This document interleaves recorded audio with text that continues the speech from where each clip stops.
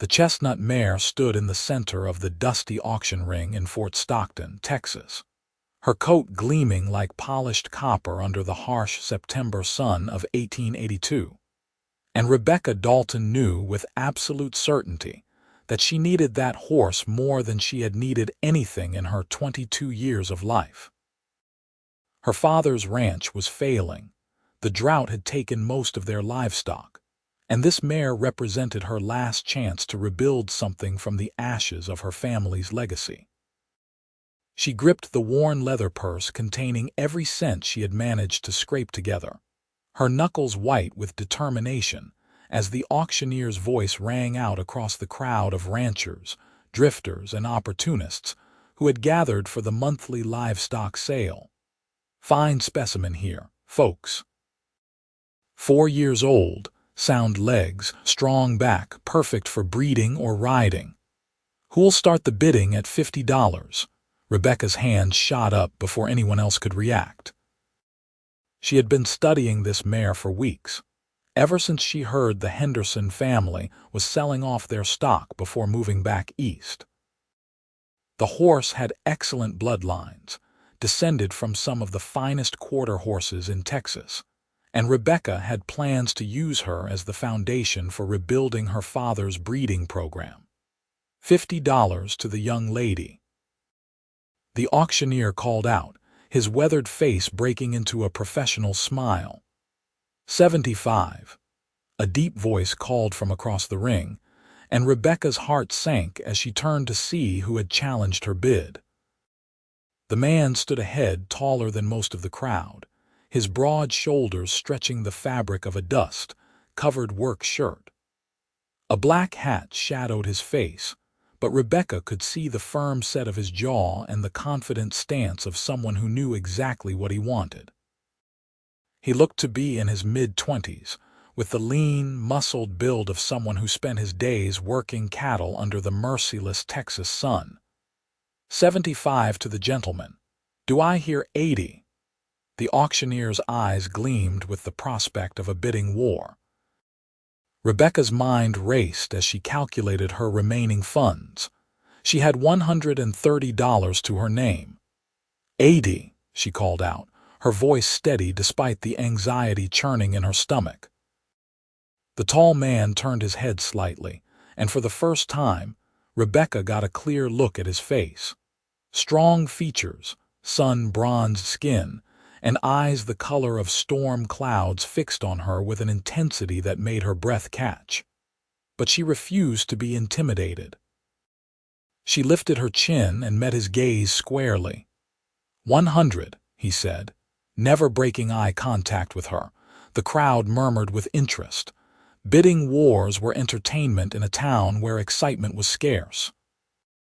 110. Rebecca countered immediately, her voice rising above the whispers. The man's expression shifted slightly, something that might have been respect crossing his features. 125. Rebecca felt the ground shift beneath her feet. She had $5 left after that bid. $5 that needed to last her until she could sell something, anything, to generate income. But without this horse, she had no future. No hope of saving her father's ranch. The choice was no choice at all. $130, she said firmly, loud enough for everyone to hear. The auctioneer looked delighted. 130 to the lady. Do I hear 135, sir? Are you still in? The tall man was silent for a long moment, his gray eyes still locked on Rebecca's face. She could see him thinking, weighing his options. Finally, he nodded once. 135. The bottom dropped out of Rebecca's world. She had nothing left, not a single coin to her name beyond what she had already bid. She stood frozen, watching her last hope slip away, feeling the weight of failure settle on her shoulders like a physical burden. 135, going once. Rebecca's throat was tight. She wanted to scream, to cry, to demand that life stop being so relentlessly cruel. Her father had died just 3 months ago, leaving her alone with a failing ranch and debts she could not pay. This mare was supposed to change everything. Going twice. She closed her eyes, unable to watch the final blow fall. Sold. To the gentleman for $135. The crowd applauded politely, already losing interest as they turned their attention to the next lot being brought into the ring. Rebecca stood motionless, feeling tears prick at the corners of her eyes. She refused to let them fall, not here, not in front of all these people who would see her tears as weakness. She turned to leave, pushing through the crowd with her head held high despite the crushing disappointment. She had made it perhaps 20 feet when a hand touched her shoulder. She spun around, ready to snap at whoever was foolish enough to offer her sympathy, and found herself face to face with the man who had just taken her future. Up close, he was even more imposing. Easily 6 feet tall, with broad shoulders and calloused hands that spoke of hard work. His gray eyes were softer than she expected, and there was something in his expression that was not triumph or pity, but something else entirely. "Miss," he said, his voice a low rumble that carried despite the noise around them. "I could not help but notice how determined you were to get that mare." "Yes, well, determination does not pay for horses," Rebecca said bitterly, pulling away from his touch. "Congratulations on your purchase, sir. I hope she serves you well." She started to turn away again, but his next words stopped her cold. "What if I said we could share her?" Rebecca turned back slowly, certain she had misheard. "What?" The man removed his hat, revealing thick dark hair that curled slightly at his collar. "Thomas Kane," he said, extending his hand. "I run a small ranch about 10 miles north of town. I needed that mare for my breeding program, but I could see you needed her just as badly." Rebecca stared at his outstretched hand, not taking it. "I do not need your charity, Mr. Kane." "Not charity," Thomas said calmly, dropping his hand when she did not take it. "A partnership. You clearly know quality horseflesh when you see it, and you were willing to spend every dollar you had to get her. That tells me you have plans for her, good plans probably. I am proposing we co-own the mare. We will share her starting today." "That is absurd," Rebecca said flatly. "How does one share a horse?" "We figure it out together," Thomas replied with a slight shrug. "She stays at my ranch since I have the facilities, but you have full access to her. If you want to breed her, we discuss the stallion and split any profits from the foal. If you need to ride her, she is available. We make decisions together, equal partners." Rebecca searched his face for any sign of mockery or ulterior motive, but found only honest directness. "Why would you do this? You won the auction fairly." Thomas was quiet for a moment, turning his hat in his hands. "My father lost everything when I was a boy," he said finally. "Drought took his cattle, bank took his land. He died without a cent to his name, and my mother and I had to start over from nothing.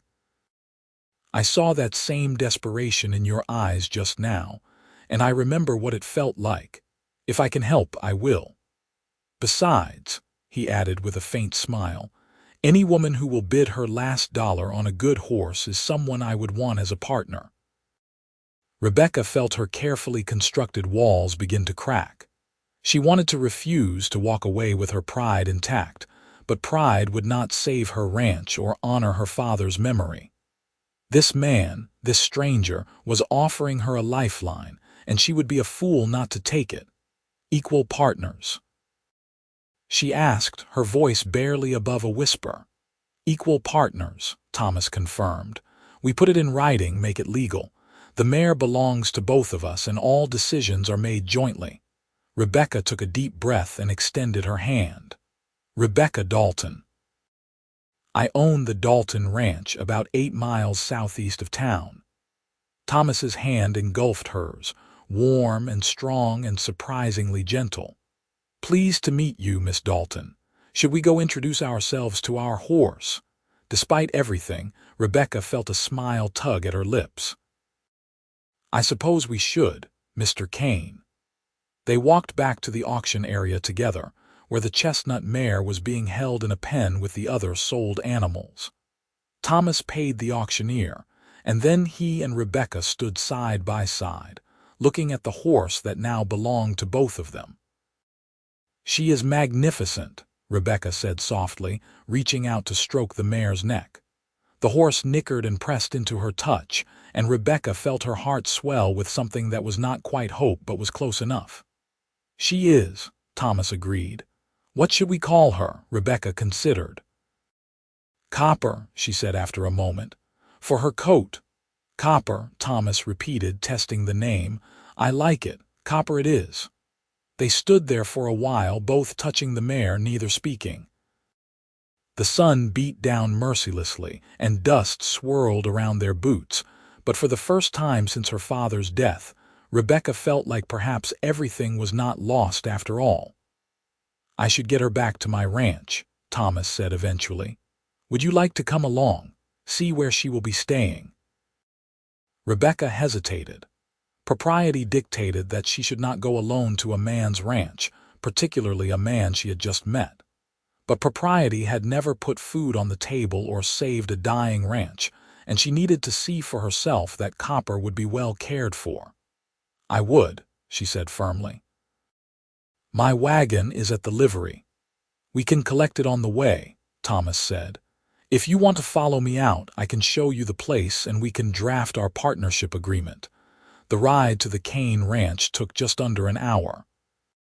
Rebecca followed Thomas's horse in her wagon, her mind racing with questions and concerns. She knew nothing about this man beyond his name and the fact that he had shown her unexpected kindness. For all she knew, he could be leading her into some kind of trap, although she could not imagine what he would gain from it. She had no money and no assets worth stealing. But when they crested the final hill, and she saw the Kane ranch spread out in the valley below, some of her anxiety eased. It was a modest operation, smaller than her father's ranch had been in its prime, but well maintained. A sturdy house sat at the center, surrounded by corrals and outbuildings that showed signs of recent repair. Cattle grazed in the pastures beyond. Not many, but enough to indicate the ranch was functional. Everything spoke of hard work and careful management. Thomas led her to the largest corral and dismounted, then helped her down from her wagon with courteous efficiency. "Not much to look at compared to some of the big spreads," he said, "but it is mine free and clear, no debts, no obligations." "It is well kept," Rebecca said honestly. "You have done good work here." Something in Thomas's expression softened at her words. "I appreciate that. Let me get Copper settled, and then we can talk business inside. My housekeeper, Mrs. Martinez, will provide a proper chaperone so your reputation stays intact." The fact that he had thought of that detail without her having to mention it raised him further in Rebecca's estimation. She watched as he led Copper into the corral, noting the way he handled the mare with confident gentleness. He clearly knew his way around horses. The house's interior was as well maintained as the exterior. Clean wooden floors, simple but sturdy furniture, and windows that let in plenty of light. An older Mexican woman appeared from what Rebecca assumed was the kitchen, wiping her hands on her apron. "Mrs. Martinez, this is Miss Rebecca Dalton. We have entered into a business partnership regarding a horse, and she will be visiting the ranch regularly. Miss Dalton, this is Mrs. Martinez, who keeps me from living like a complete savage." Mrs. Martinez's weathered face creased into a warm smile. "Welcome, Miss Dalton. Can I bring you something to drink? Coffee? Water?"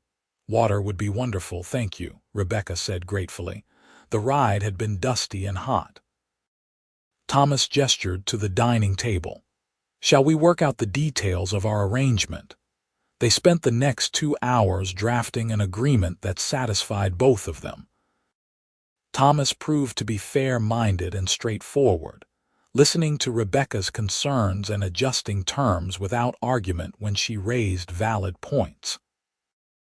By the time they finished, They had a document that outlined shared ownership of copper, divided breeding rights, and established a schedule for Rebecca's access to the mare.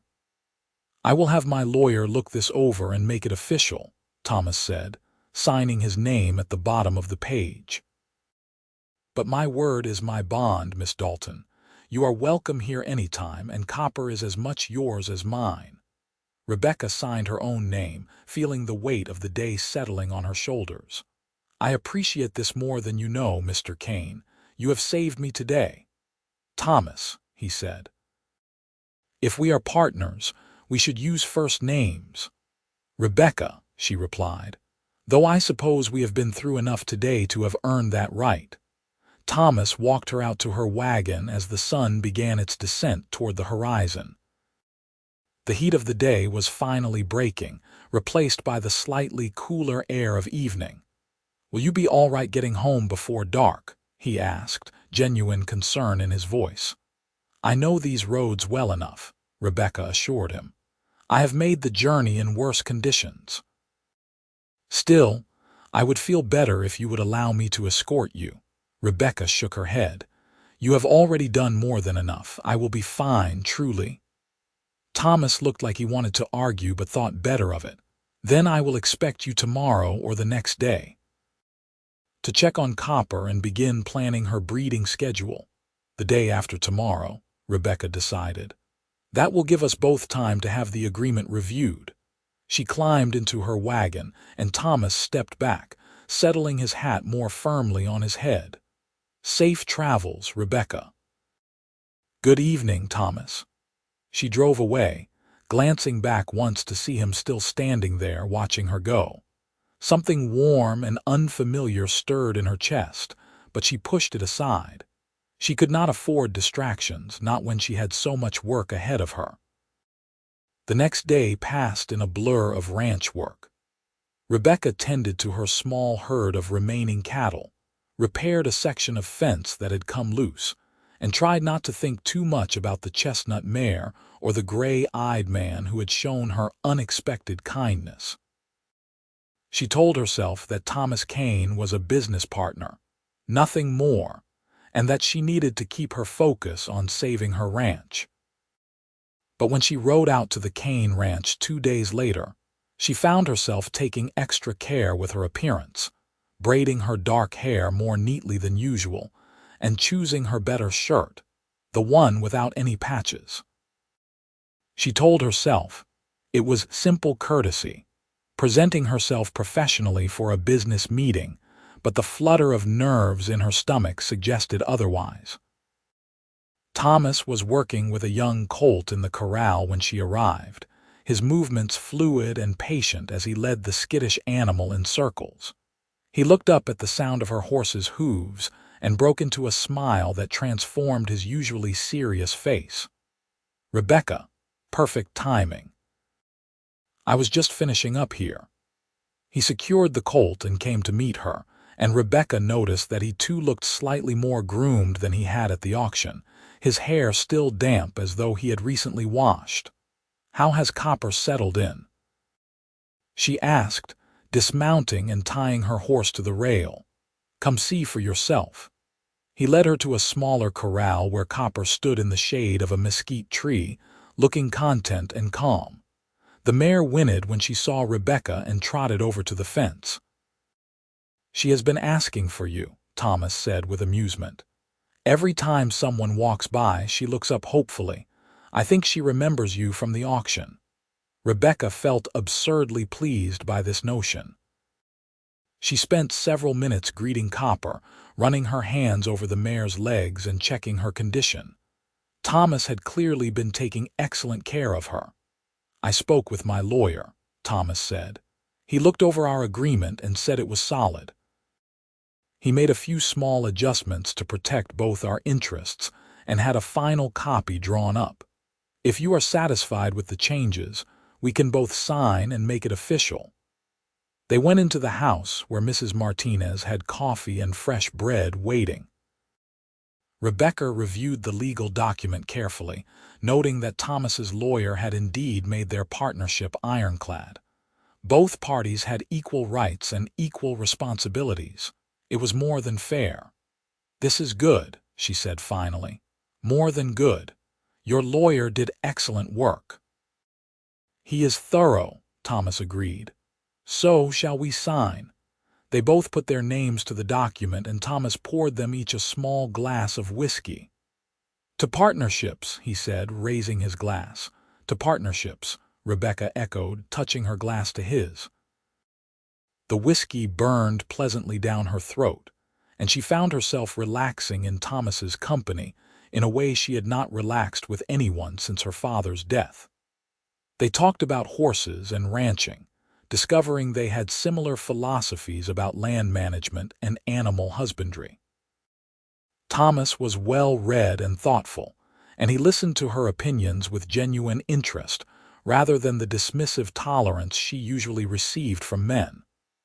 "My father used to say that good ranching is 10% luck and 90% paying attention," Rebecca said, warming to her subject. "You have to know your land, know your animals, and be willing to adapt when conditions change." "Sounds like a wise man," Thomas observed. "I am sorry for your loss." Rebecca felt the familiar ache of grief but found it was less sharp than it had been. "He taught me everything I know. I wish he could have seen me win that bid at the auction. He would have been proud." "You did win," Thomas pointed out. "Just not in the way you expected. Sometimes the best victories are the ones that come through unexpected partnerships." Their eyes met across the table, and Rebecca felt that unfamiliar warmth in her chest again, stronger this time. She looked away first, suddenly flustered. "I should probably get back," she said, standing abruptly. "I have animals to feed." If Thomas was disappointed by her sudden departure, he did not show it. "Of course. Will you come again in a few days? We should start looking at potential stallions for Copper's first breeding." "Yes," Rebecca agreed. "That would be wise. The sooner we establish her breeding schedule, the sooner we can start generating income." Thomas walked her out to her horse, and as she mounted, he looked up at her with an expression she could not quite read. "I am glad we are doing this, Rebecca. I think we make good partners." "So do I," she admitted. "Thank you again, Thomas, for everything." She rode away feeling lighter than she had in months, and if she looked back more than once to see Thomas still standing there watching her, she told herself it was simply to make sure she remembered the way.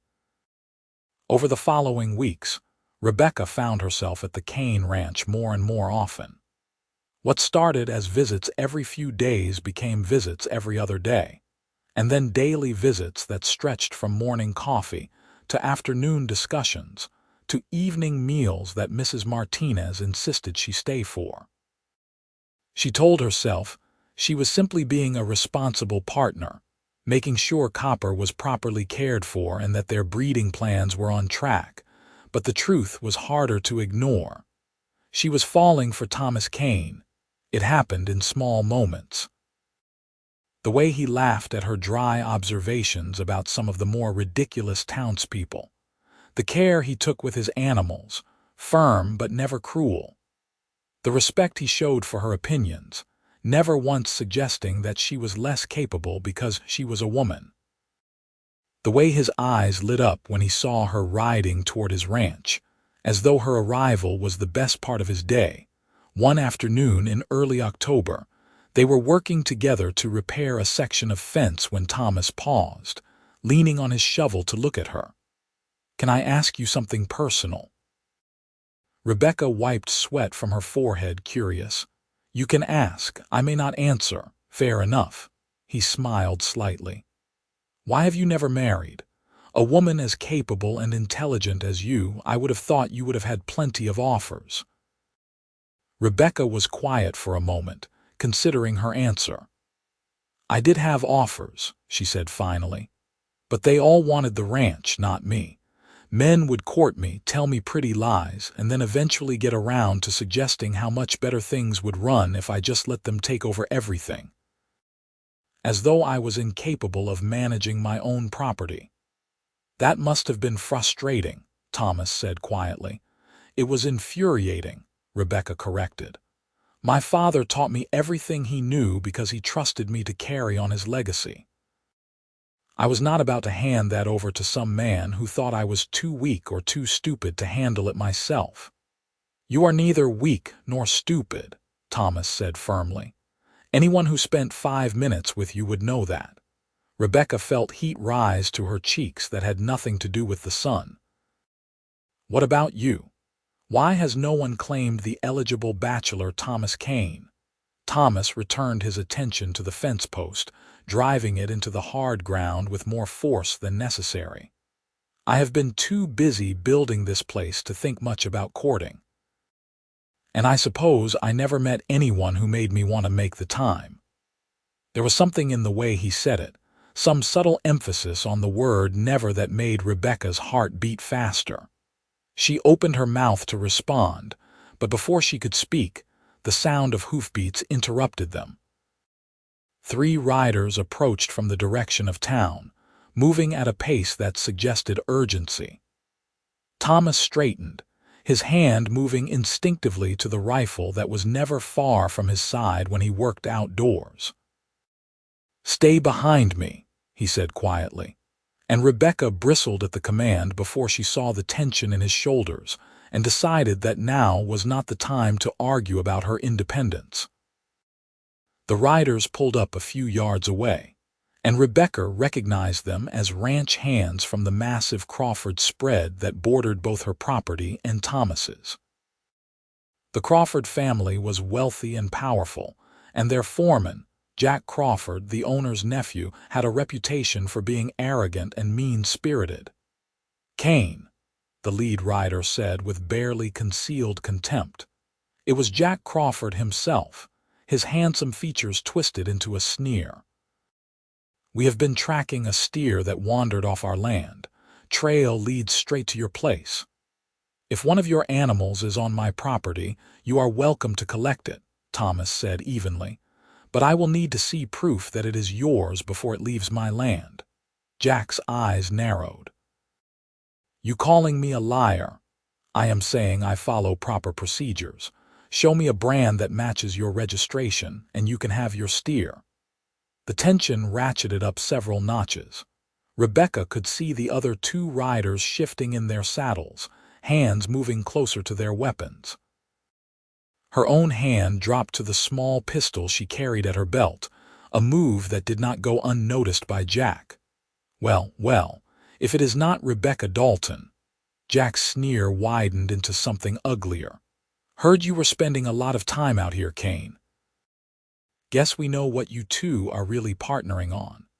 Thomas took a step forward, his voice dropping to a dangerous tone Rebecca had never heard before. "Watch your mouth, Crawford. Miss Dalton and I have a legitimate business arrangement regarding a horse. If you have something to say about it, say it to me and leave her out of it." "Touchy, are we not?" Jack laughed, but there was no humor in it. "All I am saying is it looks strange, a respectable woman spending so much time alone with a man. People might get the wrong idea about what is happening out here." Rebecca stepped around Thomas, ignoring his warning look. "The only strange thing here, Jack, is that you have time to spread gossip when your uncle's ranch apparently cannot keep track of its own cattle.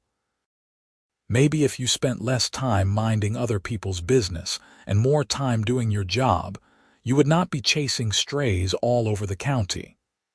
One of the other riders snorted with laughter before quickly covering it with a cough. Jack's face flushed an ugly red. "You always did have a mouth on you, Rebecca. Your father should have taught you better." "My father taught me to stand up to bullies and fools," Rebecca shot back. "Fortunately, I get plenty of practice around you." For a moment, she thought Jack might do something stupid. His hand moved toward his gun, and Thomas shifted beside her, his own hand already on his rifle. But Jack must have realized he was outnumbered in terms of moral high ground if not actual numbers, because he reined his horse back sharply. "We will find our steer ourselves," he spat. "But this is not over.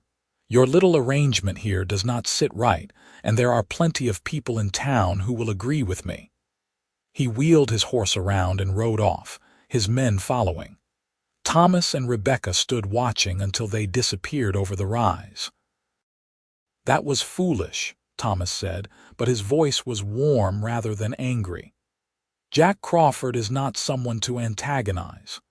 "He does not scare me," Rebecca said, though her hands were shaking slightly with adrenaline. "His family might have money and land, but that does not give him the right to insult us." "Us," Thomas repeated softly, and when Rebecca looked at him, something in his expression made her breath catch. "I like the sound of that." They stood there for a long moment, close enough that Rebecca could see the flecks of blue in his gray eyes, could feel the heat radiating from his sun-warmed skin. The moment stretched between them, charged with possibility, and Rebecca found herself swaying forward almost unconsciously. "Mrs. Martinez's voice calling them for lunch broke the spell. They stepped apart hastily, and Thomas cleared his throat. "We should go eat," he said, his voice slightly rough. "Yes," Rebecca agreed, not trusting herself to say more. But as they walked back to the house together, their hands brushed and then caught, fingers intertwining naturally, and neither of them pulled away. The encounter with Jack Crawford proved to be a turning point. Over the following weeks, Rebecca became aware of whispers in town when she went in for supplies. Women she had known her whole life suddenly found reasons to avoid her, and men gave her looks that ranged from knowing to disapproving. The gossip that Jack had threatened was spreading, and Rebecca found herself ostracized from the community she had always called home. She tried not to let it bother her. She told herself that the opinions of small-minded people did not matter, that she knew the truth of her relationship with Thomas even if they did not. But it wore on her, the constant judgment, the assumption that she was doing something shameful. Thomas noticed her growing distress and finally confronted her about it one evening in early November. They were sitting on his porch, watching the sun set over the distant mountains, and Rebecca had been quieter than usual. "Talk to me," he said gently. "What is bothering you?" "It is nothing," Rebecca lied, but Thomas reached over and took her hand. "Do not do that. Do not pretend with me. Is it the gossip?" Rebecca sighed. "How did you know?" "I have been getting some of it too," Thomas admitted. "People suggesting that our arrangement is improper, that we should either end it or make it legitimate." "Make it legitimate how?" Rebecca asked, though her heart was already pounding because she knew what he meant. Thomas turned to face her fully, still holding her hand. "Rebecca, I think you know how I feel about you. These past couple of months have been the best of my life. You are smart and strong and funny, and I look forward to every single moment I get to spend with you. What started as a business partnership has become something much more important to me." "Thomas," Rebecca whispered, afraid to hope. "I am not good with fancy words," he continued, "but I know what I feel, and I feel it with a certainty I have never felt about anything else in my life. I love you, Rebecca Dalton. I love your stubbornness and your determination, and the way you never back down from a challenge. I love how you care for animals and how you honor your father's memory. I love everything about you, and I want to spend the rest of my life proving it." Rebecca felt tears pricking at her eyes. "I love you too," she said, her voice breaking. "I've been trying not to, trying to keep things professional, but I cannot help it. You make me feel safe and valued and understood in ways I never have before." Thomas cupped her face in his hands, his touch infinitely gentle. "Then marry me. Not because of gossip or propriety, but because we love each other and we want to build a life together. We will combine our ranches, pool our resources, and create something stronger than either of us could manage alone. We will be true partners in every sense of the word." "Yes," Rebecca said, laughing through her tears. "Yes, I will marry you." Thomas kissed her then, soft and sweet and full of promise, and Rebecca felt like she was finally, truly home. They were married 3 weeks later in a small ceremony at the church in Fort Stockton. Mrs. Martinez stood as Rebecca's witness, and Thomas's lawyer stood as his. The townspeople who had been so quick to gossip and judge were notably absent, but Rebecca found she did not care. She had Thomas, and that was more than enough. The wedding night was spent at the Kane Ranch, which was now their ranch.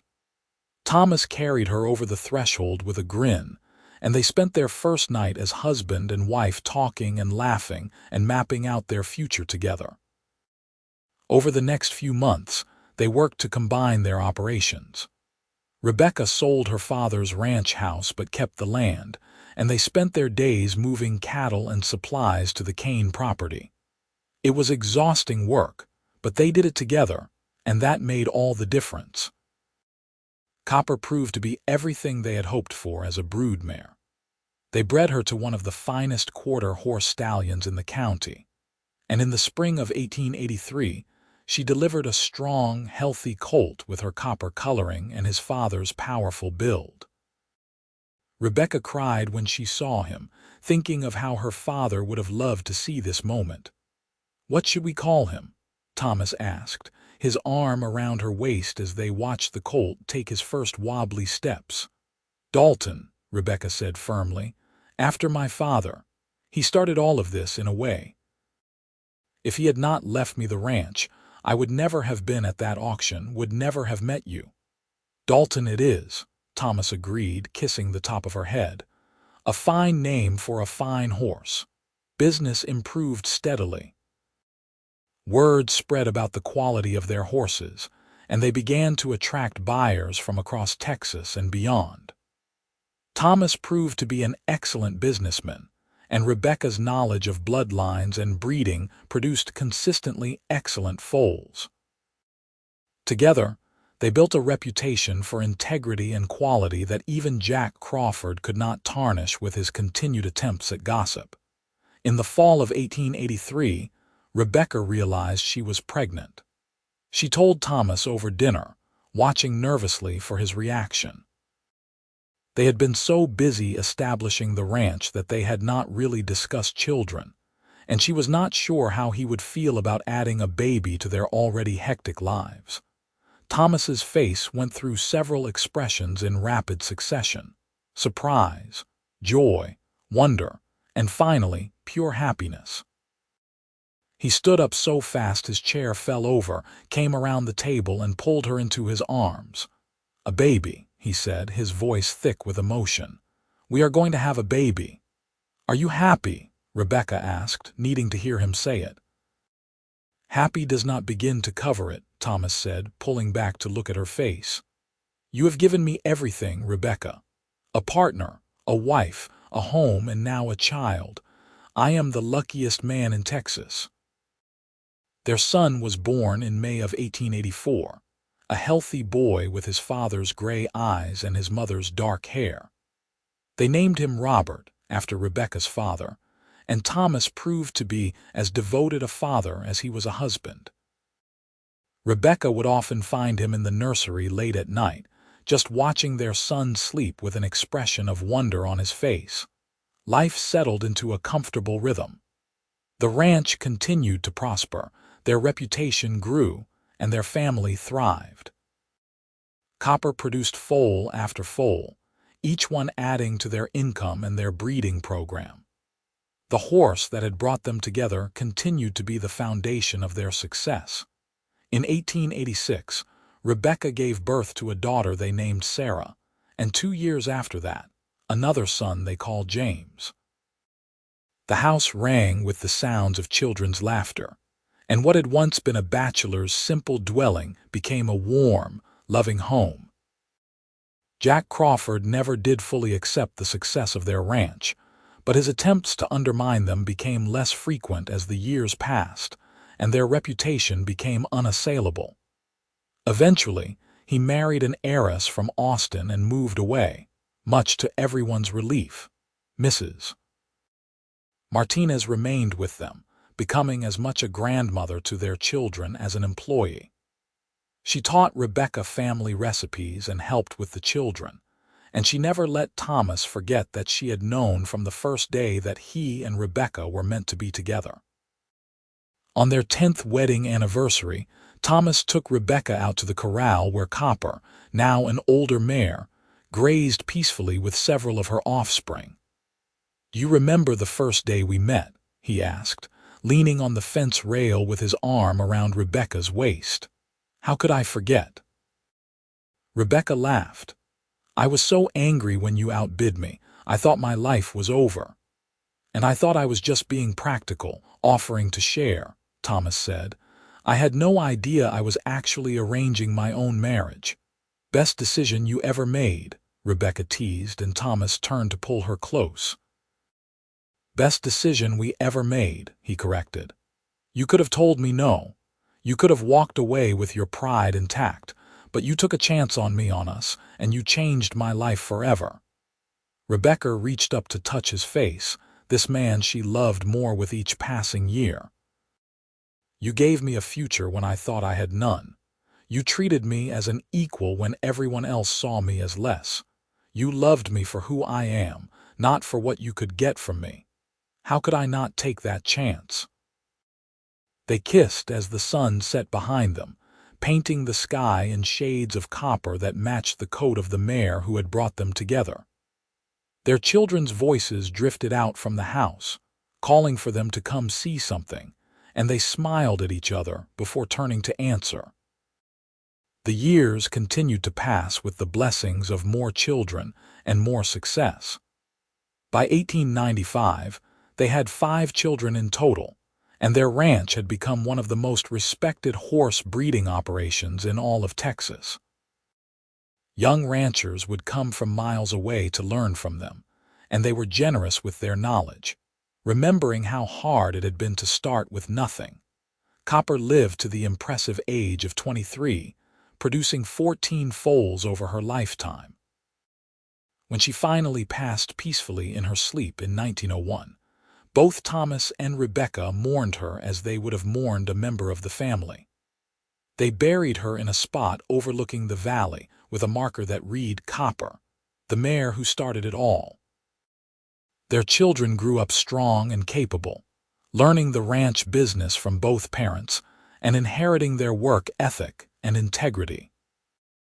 Robert, the eldest, took over more and more of the daily operations as Thomas and Rebecca grew older, proving to have his father's business sense and his mother's eye for good horses. In 1910, on a warm evening in June, Thomas and Rebecca sat on their porch as they had done thousands of times before. They were in their 50s now, their hair streaked with gray, their hands weathered by decades of hard work.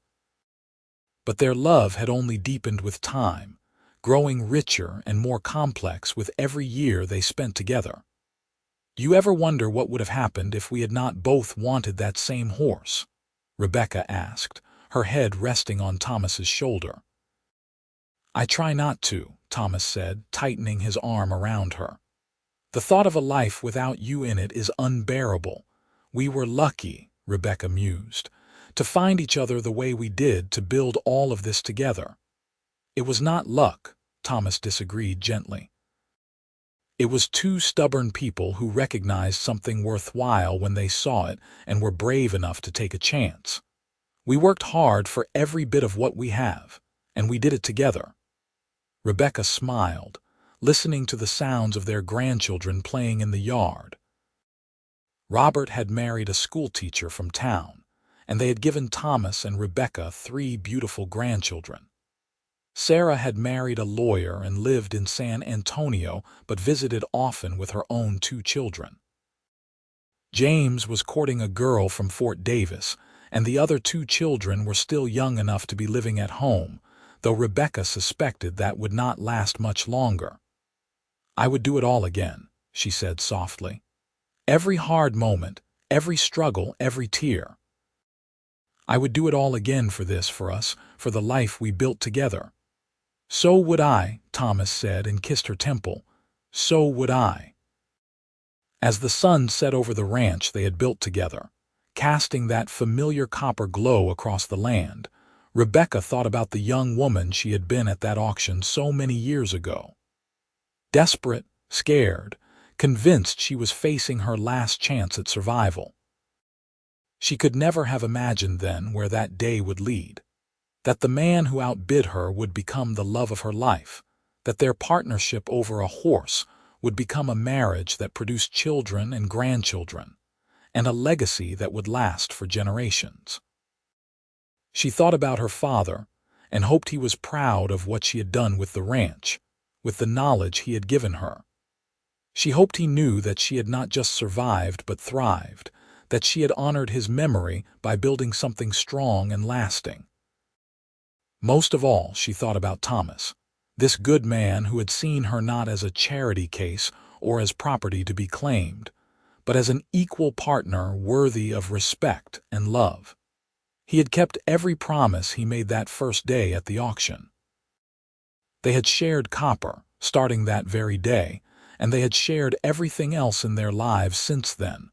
The work and the worry, the joy and the sorrow, the daily triumphs and the occasional defeats. "What are you thinking about?" Thomas asked, and Rebecca realized she had been quiet for a long time. "I am thinking about how much I love you," she said simply. "How grateful I am that you were at that auction, that you saw something in me worth partnering with, worth building a life with." "I saw a woman with fire in her eyes and steel in her spine," Thomas said.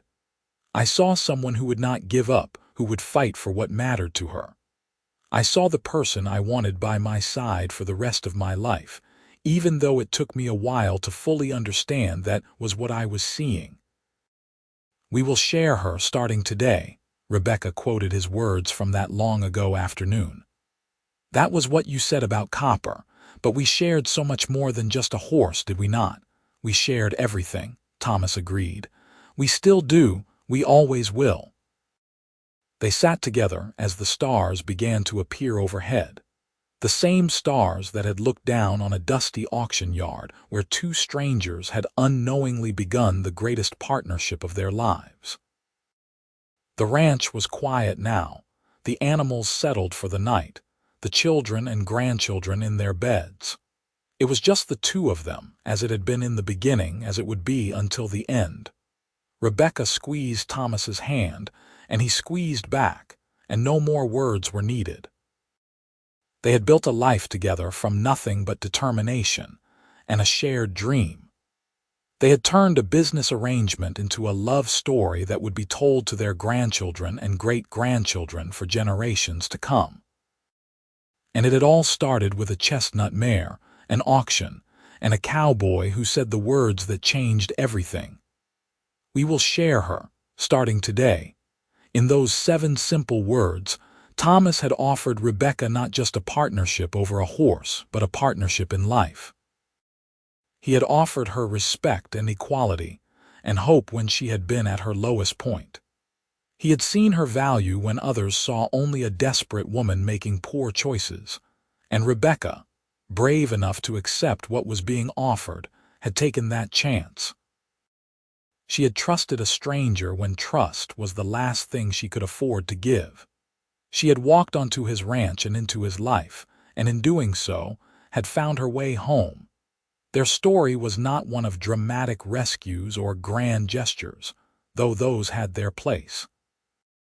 It was a story of quiet partnership, of two people working side by side to build something lasting. It was a story of respect and trust slowly transforming into love, of friendship deepening into romance, of two independent people choosing to become stronger together than they ever could have been apart. It was a story that began with a horse, but was really about so much more. About resilience in the face of hardship, about integrity and honor, about seeing the best in people and giving them a chance to prove themselves, about love that grew slowly and steadily, putting down roots so deep that nothing could shake them. As the years continued to roll by, Thomas and Rebecca remained true partners in every sense of the word. They made decisions together, celebrated victories together, weathered losses together. When Thomas's back started to ache from decades of hard work, Rebecca was there to rub liniment into the sore muscles. When Rebecca's eyes grew weary from strain, Thomas read to her in the evenings, his deep voice bringing the words to life. Their children grew into adults who carried forward the values their parents had taught them: hard work, integrity, respect, and love. The ranch continued to thrive under Robert's management, and the family name became synonymous with quality horses and honest dealing throughout Texas and beyond. In 1918, as the world recovered from a terrible war and a devastating pandemic, Thomas and Rebecca celebrated their 35th wedding anniversary surrounded by children, grandchildren, and even a few great-grandchildren. The house was full of noise and laughter and love, and as Rebecca looked around at all the faces, she marveled at what had grown from that single moment of desperation at an auction so long ago.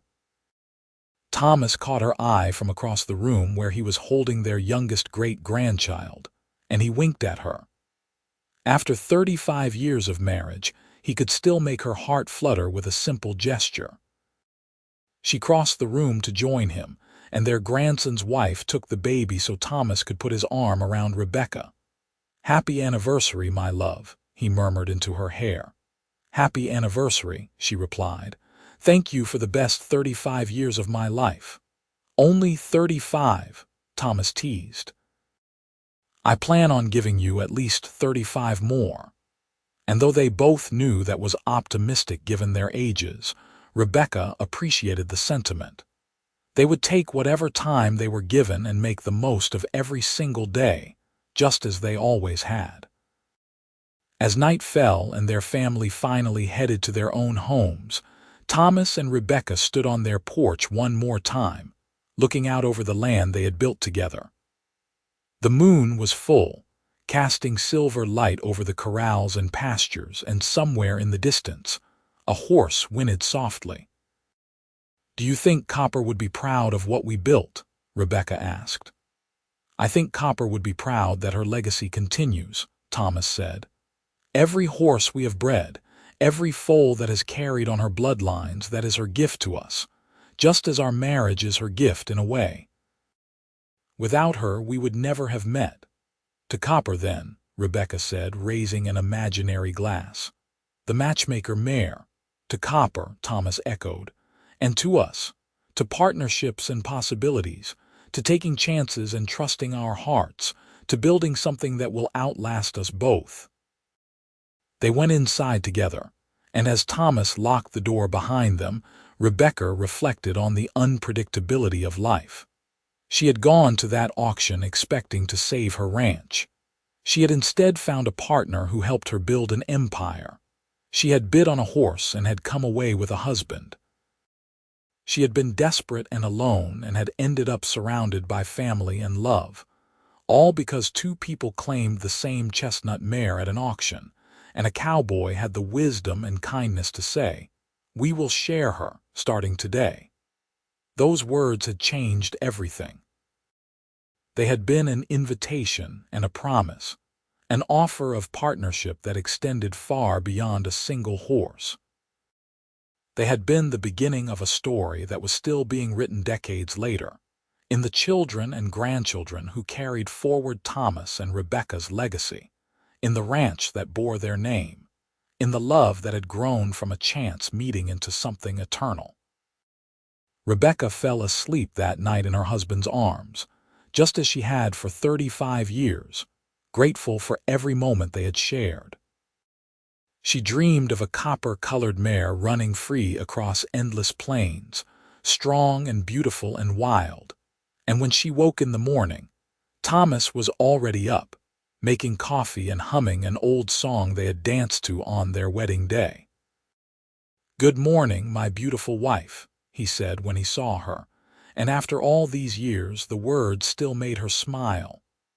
"Good morning, my wonderful husband," she replied, and accepted the cup of coffee he handed her.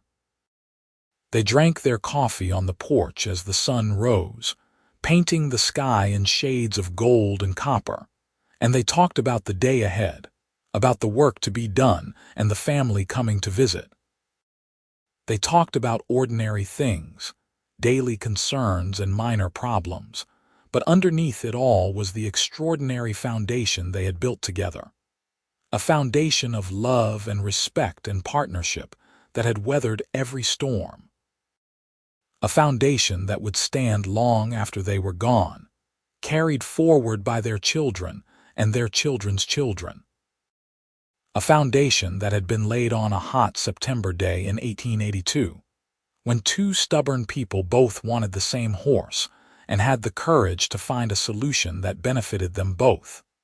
As the years continued their relentless march forward, Thomas and Rebecca grew older, but no less devoted to each other. They celebrated 40 years of marriage in 1923, 50 years in 1933, and by then they were old by anyone's standards, their bodies worn by decades of hard work, but their spirits still strong. They spent their later years as beloved elders of a large and thriving family, telling stories to great-grandchildren who listened with wide eyes to tales of the old days, when Texas was still wild, and a good horse could mean the difference between prosperity and poverty. They told the story of Copper and the auction many times, and it became part of family legend, the romantic tale of how Grandma and Grandpa met. But more than the story, they embodied the values they wanted to pass down. They showed their family what real partnership looked like, what it meant to respect and support and love someone through all the ups and downs of life. They demonstrated that true love was not just about passion and romance, though they had plenty of both, but about showing up day after day, working together, laughing together, building a life together. Thomas Kane passed away peacefully in his sleep in January of 1936, at the age of 78. He had been working in the barn the day before, still strong and vital despite his years, and he had gone to bed that night holding Rebecca's hand as he always did. He simply did not wake up the next morning, his heart finally giving out after more than 70 years of faithful service. Rebecca grieved deeply for the loss of her partner, her best friend, the love of her life. But she did not break. Thomas had made her strong, had shown her how to face hardship with courage and grace, and she honored his memory by continuing to live fully even without him by her side. She remained on the ranch, though Robert and his family did most of the actual work now. She spent her days visiting with family, working in the garden, and sitting on the porch where she and Thomas had spent so many evenings together. She talked to him sometimes, telling him about the children and grandchildren and great-grandchildren, about how the ranch was doing, about how much she missed him. On the morning of September 15, 1937, Rebecca woke with a sense of peace she had not felt since Thomas died. It was a beautiful day, warm but not hot, with a gentle breeze carrying the scent of sage and mesquite. She dressed carefully in her best dress, though she could not have said why it felt important. She spent the day saying goodbye, though her family did not realize that was what she was doing. She told each of her children how proud she was of them, how much she loved them. She held her grandchildren and great-grandchildren, memorizing their faces. She visited Copper's grave and the spot where Thomas was buried beside it, and she told them both that she would see them soon. That night, Rebecca lay down in the bed she had shared with Thomas for 53 years. She closed her eyes, and with a smile on her face, she went to sleep. Like Thomas before her, she simply did not wake up. The family mourned, of course. They buried Rebecca beside Thomas, and the entire town of Fort Stockton turned out for her funeral. She had been a fixture in the community for more than 50 years, respected and admired for her strength and her kindness and her unwavering integrity. But more than mourning, the family celebrated. They celebrated 2 lives well lived, 2 people who had loved deeply and built something lasting. They celebrated a partnership that had started with a horse and had grown into a dynasty. They celebrated love that was strong enough to change lives and create legacies. The ranch continued on, passed down through the generations. Robert's son took over after him, and his son after that, and each generation added their own contributions while honoring the foundation that Thomas and Rebecca had laid. The ranch still bred fine horses, still maintained a reputation for quality and integrity, still embodied the values that Thomas and Rebecca had held dear. And in the family, stories were told. Stories of a young woman at an auction, desperate and determined. Stories of a young man who could have taken advantage, but instead offered partnership. Stories of a chestnut mare who brought 2 people together and changed the course of history. The story of Thomas Kane and Rebecca Dalton became part of family mythology, told and retold with each generation, evolving slightly with each telling but always maintaining the core truth. 2 people who needed the same horse, a cowboy who suggested they share, and a love story that grew from that simple, generous offer. In 1982, 100 years after that fateful auction, the Kane Ranch, as it was now universally known, celebrated its centennial. Descendants of Thomas and Rebecca came from all over the country for the celebration, and someone had the idea to recreate the original partnership agreement, the document that Thomas and Rebecca had signed all those years ago. It was framed now, hanging in the main house, yellowed with age but still legible. The signatures at the bottom were clear. Thomas Kane and Rebecca Dalton, written in the careful script of people for whom writing was a serious business. Below their signatures, in different ink, later generations had added their own names, a tradition that had started with Robert and continued through the years. At the centennial celebration, the current generation added their names to a replica of the agreement, promising to uphold the values of partnership and integrity that Thomas and Rebecca had established. It was a moment of connection across time, a way of honoring the past while building the future. And as the sun set over the ranch that evening, painting the sky in shades of copper and gold, it was easy to imagine a chestnut mare running free across the plains, strong and beautiful and eternal. It was easy to imagine a young woman with determination in her eyes, and a young man with kindness in his heart, meeting for the first time and beginning a journey that would echo through the generations.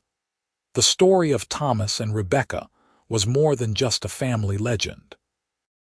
It was a reminder that life's greatest gifts often come from unexpected places, that generosity and kindness can change lives, that true partnership is built on respect and equality. That love, real love, is about choosing each other every single day, about working together to build something bigger than either person could create alone. It was a story about a chestnut mare, but really, it was about so much more. It was about hope and courage and the willingness to take a chance. It was about seeing possibilities where others saw only problems.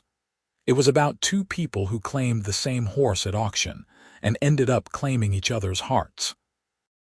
And it all started with 7 simple words, spoken by a cowboy with gray eyes and a generous heart. We will share her, starting today.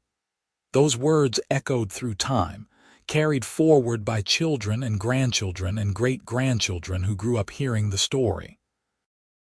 They became a family motto of sorts, a reminder that the best things in life are meant to be shared, that partnership is stronger than ownership, that working together creates better outcomes than competing against each other. The legacy of Thomas Kane and Rebecca Dalton lived on long after they were gone. It lived on in the ranch that still bore the Kane name. It lived on in the horses that still carried Copper's bloodline. It lived on in the values of integrity and partnership that each generation learned from their parents. But most of all, it lived on in the love story that had become legend, the tale of two stubborn people who both wanted the same chestnut mare and found something infinitely more valuable than any horse could ever be. They found partnership. They found respect. They found friendship. They found love. And from that love, they built an empire, not of money or land, though they had both, but of family and legacy and values that would outlast any material possession. They built something that would echo through time, touching lives they would never meet, inspiring people they would never know. The story of Thomas and Rebecca proved that the best love stories are not the ones that start with love at first sight or grand romantic gestures. Sometimes, the best love stories start with a practical solution to a mutual problem, with two people willing to compromise and work together. Sometimes the best love stories grow slowly, building from respect and friendship into something deeper and more lasting. And sometimes, the best love stories start at an auction, with a chestnut mare, and a cowboy who understands that the best things in life are worth sharing. Starting today, and forever after,